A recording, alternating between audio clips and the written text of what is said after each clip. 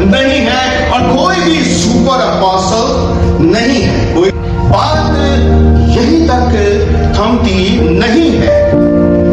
دونوں کو اپنی منسٹری میں جادوگروں کا سامنا کرنا پڑتا ہے. ایک کو شمعون جادوگر کا اور ایک کو بریسو کا.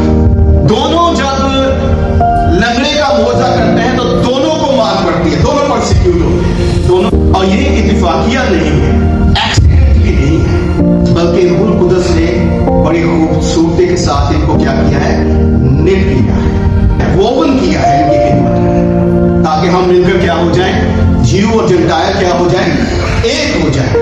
پطرس کے رومال پٹ کے سائے کے وسیلے سے بیمار شفا پا کر بدروہیں نکل جاتے ہیں. پالوس کے وسیلے سے بھی یہی ہو رہا ہے. پٹ کے رومال بیمار شفا اور بدروہیں نکل رہے ہیں. اور ہم اسے اتفاق سمجھ لیتے ہیں. اگر بات کے ساتھ بات نہ ملتی ہوتی, قدم کے ساتھ قدم نہ چلتے ہوتے, پطرس جو ہے اسے ہیرودیس قید خانے میں ڈال دیتا ہے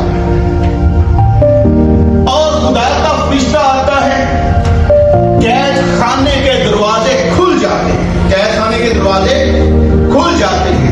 قیدی جو ہے وہ بیڑیوں سے آزاد ہو جاتا ہے. پالوس اور سیلاس جو ہے وہ قید خانے میں بند ہیں. انشال آتا ہے اور بیڑیاں قیدیوں کی کھل جاتی ہیں اور قید خانے کے دروازے بھی کیا ہیں, کھل جاتے ہیں. کیا یہ محض اتفاق ہے؟ نہیں.